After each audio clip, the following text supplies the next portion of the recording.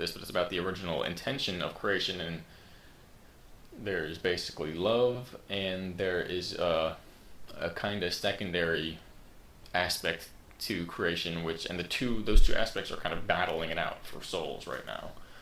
But I don't want to get too far into that. But basically, and so you basically just have space and energies, the spiritual, like the waters and all that, before there was the polarity and light and that type of physical environment to express these, what are kind of termed as simulations. You just have thoughts and intentions and dreams, and then eventually so many dreams pile up and you get a intention, and so many intentions pile up, or desires or thoughts, and you get intentions, and so many intentions, and you get some type of form, and you get so many forms, and you get this type of like an ecosystem or something, and so many of those, and you eventually end up with a civilization literally appearing out of just energy, cosmic, energy from the one creative being.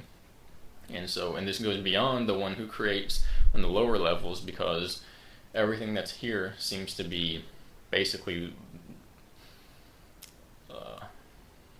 it's like designed to die or self-destruct. It's cut off from the eternal. It's cut off from the regenerative properties of the original soul elements. It's fragmented. Everything here is built out of entropy. And so that it also brings in two creative forces, one actual and one imitator.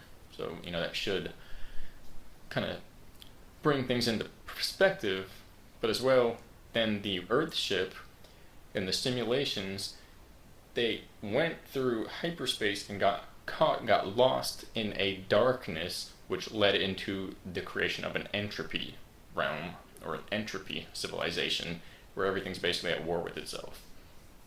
The idea is that these simulators last indefinitely, because we're all just sitting here dreaming, trying to get along, imagine how good it could be if we all worked together.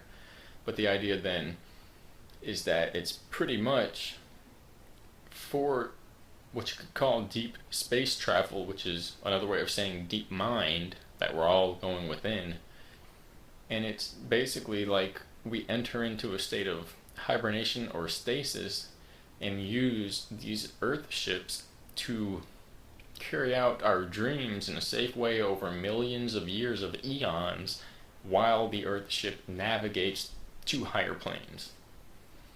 And so you could say that something happened moving through a certain area, possibly a low area or a hostile area, and these basically space parasites, which are it's mind, and it's all frequencies. So it's not like going anywhere; it's just frequencies are going through. But that's the whole point. You have infinite frequencies, or virtually infinite. So you have many, millions of years.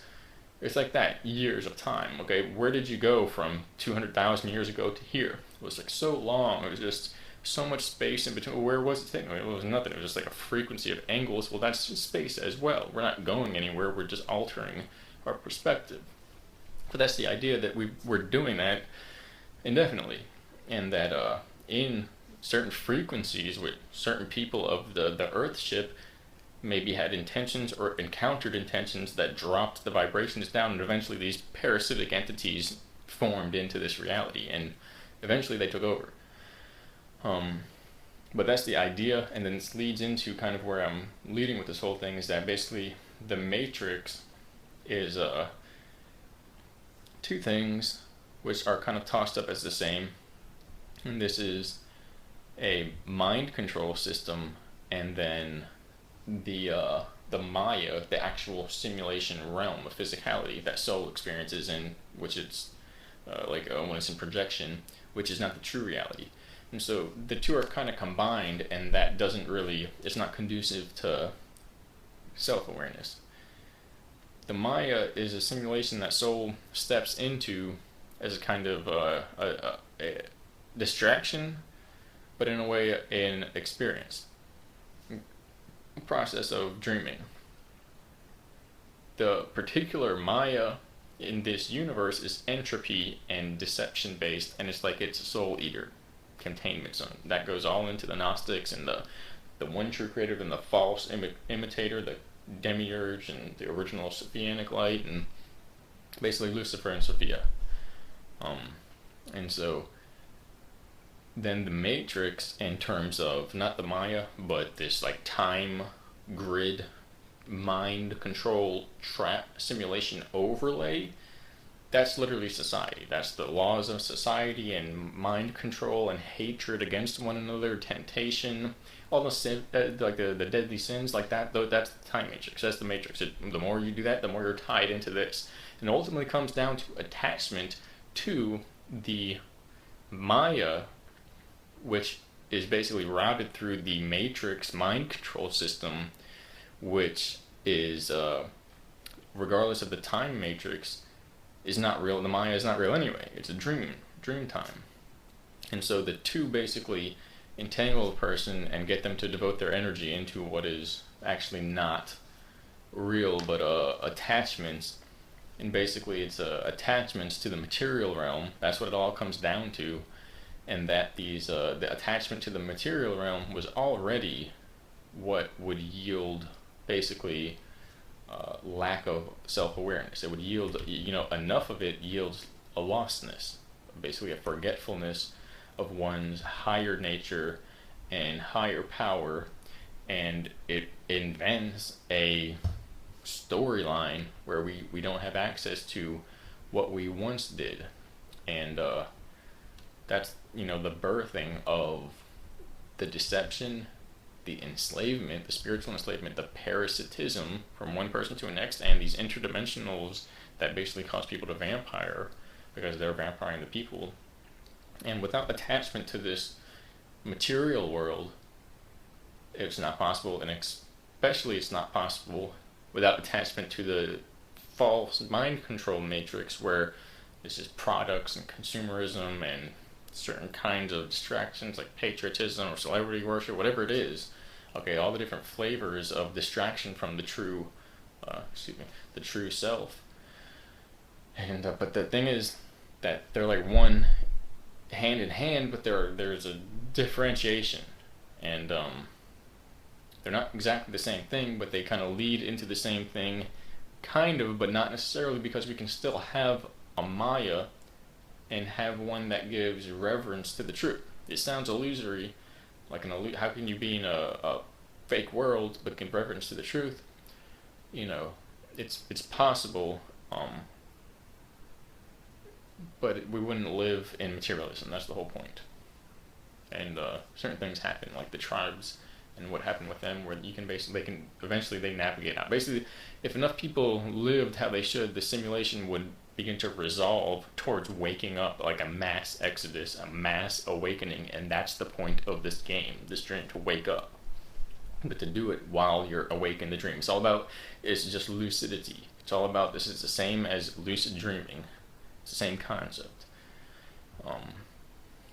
And so, you can utilize exercises designed to control emotional charge and refocus your breathing, your sense of self-control, your centeredness, to the point where you're not, like I described in the previous videos, out on either seesaw away from the center fulcrum, because then whatever hits you, it's going to hit you as if it's the densest, it's like an equilibrium, like the density is equal to your density, and it's going to knock you off balance.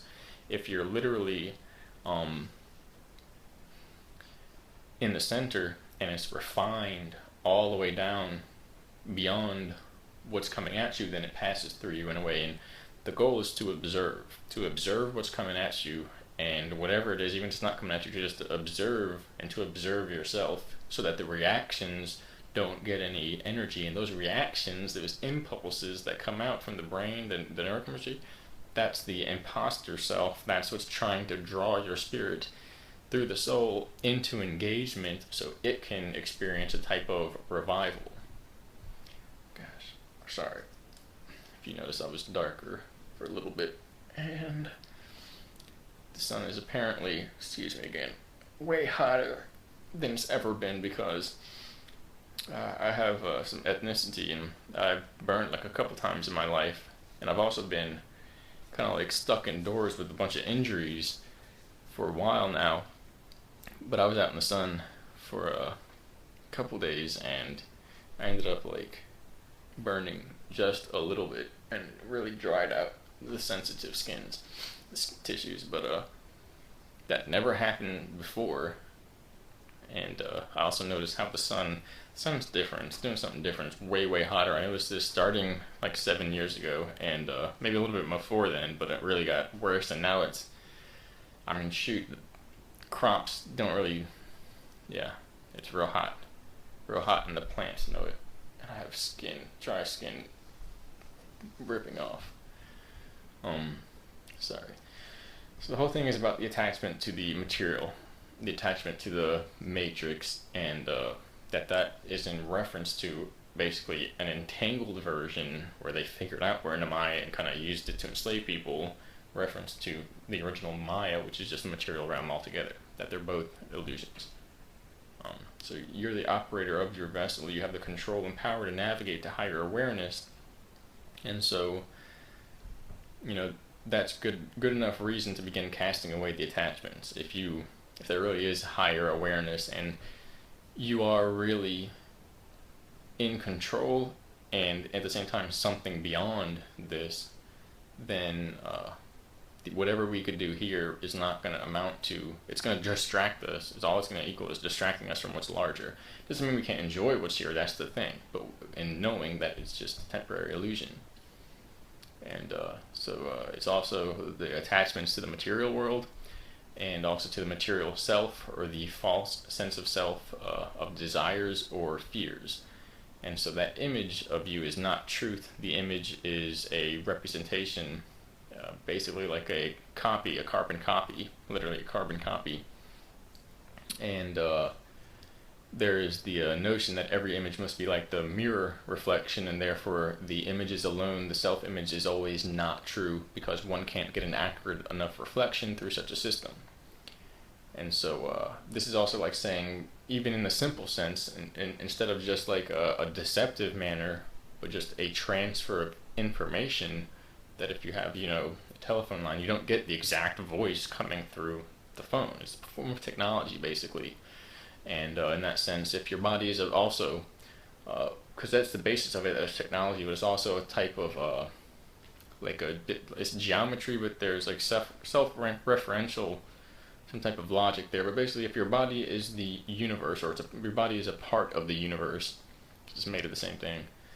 And, you know, if you're using the body to view the universe, you can never view the whole thing because you're a part of it. And so every time you view, you're adding to it, and it's just a never-ending process. So it occurs for yourself as well. If your experience here is part of yourself, then by viewing more of yourself in an attempt to see the whole view, you're adding more that you'll have to then go back and introspect upon or review. And this happens simply by looking in the first place, so it's a never-ending process. It's a vicious cycle that is formed, whereby the more you look for yourself, the more there is to see. And so it doesn't mean that there's no point to that, it just means that what you have is never the whole thing. But that's based upon what you have, what you've experienced. If you then go off of, you know, feeling, even though you can't see that, then you can get a larger view. But that's invisible. It's not what our senses or our mind is telling us. It's invisible. It's like a sense that's not here. That's the whole idea, and that's kind of the concept behind faith. That has nothing to do with some other guy in a steeple building and some information. It has to do with what you feel when you sit and think and focus on yourself and don't use words, and you feel that pulse of presence within you. That's you, and you have to believe that that's you, because otherwise you'll be distracted. That's the whole point behind that, not some other, you know, redirection of meaning. And as well, the fear, the distraction, the lostness, the threat of disillusion and death if you don't give in to the fake, and if you're leaving it behind, that's not you. Those are like gatekeepers. Those are interdimensional gatekeepers that are set up to block people out from reaching the truth. I'm going to do another video on that soon. There's a lot of information according to that. It's basically like a data transfer system. And there's a realm of truth where there's only truth. There's no illusion. There's no, you know, imitation. But we're from there, but not in there now, and so we have to get back there. That's pretty much how we get back there, through focus and taking perceptual bias and resolving it like an equation in just observing. From this moment to ourselves, to what we're seeing, to everything, just observing. That's how we get back there, basically.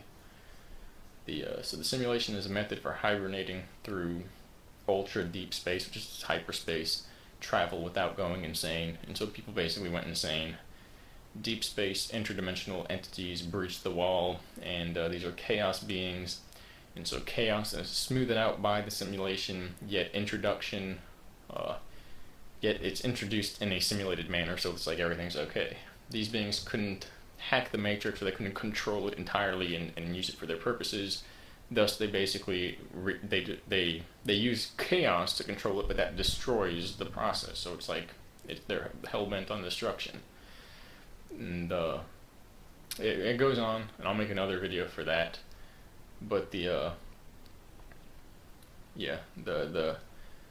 system in that sense of being a type of simulator with the cosmos and all that, like, what we see here is part of that. That's the part of the computer system of data transfer. It's like a supercomputer that's so powerful and vast that it can spit out possibilities faster than you can comprehend them. Meaning it tricks you into trying to get it all in, but you're not going to understand it all. At least not mentally. And so that's the trick, basically, that it's all about perception. What's actually happening is beyond perception. And there's more to say there, especially with what's going to happen, or what you could call space. And people have to prepare themselves, basically. They haven't really experienced anything like that yet, or like this. What's going on now? And it's no joke. It's not just like show everything. Tell us everything. 100% of people that see everything go insane. That's why we're all here. We're in a thought prison. Understand that. You see, so there's a process that was designed to make it so that people can comprehend it. But that's just what it is. The basics is that even if it's an illusory realm, the feeling is real. So we have to give appreciation for what we have, and mainly for each other, because that's what's real. The prison might not be real, the prisoners are real. And the real people, that actually can comprehend that and focus on each other. Those people are real.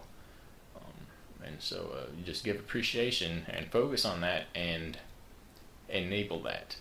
Because the other aspect, I almost forgot, is that the matrix is based upon mind. The Maya is based upon mind. The matrix of, like the time matrix system, is based on mind control. Okay, perception. Whole thing's based upon perception. So what we do to outline how we perceive ourselves in this place becomes the Maya. That's the whole point. So we can control it if we understand that and we take control of that. If we make it a big prison, that's what we believe is like saying that's what we want. And that's why this disclosure can be a redirection of people's natural power. But again, that's not the message. And bringing out what can be perceived as darkness is not to spread the darkness, it's to basically bring it into the light. And you have to understand that and apply that. And, if anybody was for knowledge, for feeling, for each other, then the truth will always do that. So that's what the whole, dynamic is, that it's about the truth. And, as long as we can help each other, whether you believe, a sociopathic programmer demigod created this place, or whether you're giving appreciation towards the one true creator. Give appreciation and use everything to your advantage to help others do that as well. Maybe the last thing is that feeling is like water. Reality and people are the conscious canvas. Feeling not expressed for others or the self is like water poured into the desert with plants and people around that could use it. So express the truth of feeling that is within you, and cleave between the perceptual bias that wants you to carry out a storyline that is not what you actually have to do in order to get that feeling out and get that truth out. You can look at it and say, well, throw that away. And does that still carry on what's left? Does that still mean what you feel inside? And the truth, not the stuff that's being put in and you tell yourself to feel, but But the truth that's there, if that still does, then guess what? The other stuff is programming. It's perceptual bias. Whether you did it or not, it's inherent to this realm. It's the illusion, the imposter, the imitator. And basically just, it's like when we mimic others. And it's when we basically describe who we are based upon what's happening here sensually in this physical, like perceptual system. When we use that to describe ourselves, we're not describing ourselves, we're describing something else. So express what you are feeling honestly in a truthful manner, and let go of perceptual bias when you do this. And that's basically moving. When you do that for those like layers of self-referential iterations of expansion, like I was trying to describe, which I have a couple better ways of describing it, which is basically if there's just a limited 9 or so sets of iterations, and once you do that, it's the maximum amount of information in the universe, and any more, you're repeating information. Somewhere along there, you're repeating. But once you do this expression of the truth and all that, you begin to bring a true presence of whoever you are beyond this place into here. And that seems to be the point, because when the two combine, it's like a liberation from this place, and that's what this whole disclosure is all about. And there are a lot of distractions, so we just gotta do what we can. Keep talking, keep thinking, keep asking questions, and basically always express what you're feeling, but do it truthfully. And if you're imbalanced, if there's emotional charge in the sense of you're emotionally motivated through hate or even jealousy or pleasure and passion over the physical sense or some image, okay, ego, it's not really you. So don't give in to that. It's basically, we're all about truth. What we actually are is based upon reasoning and truth, and all the fuzzy stuff that seems to guide us in one way or another and causes these reactions, it's the illusion. It's the Maya, which is being used and siphoned and parasitically attached by the time matrix mind control grid, which literally is so complex they created interdimensional parallels that it's like a big invisible prison that fits into the mind. It makes the mind spray out false reality, which is crazy because you keep climbing and climbing and climbing and going through the maze. The switch is actually in here, and the key is in here and in here. And you turn those, the maze disappears. That's pretty much what it is. Alright, thank you.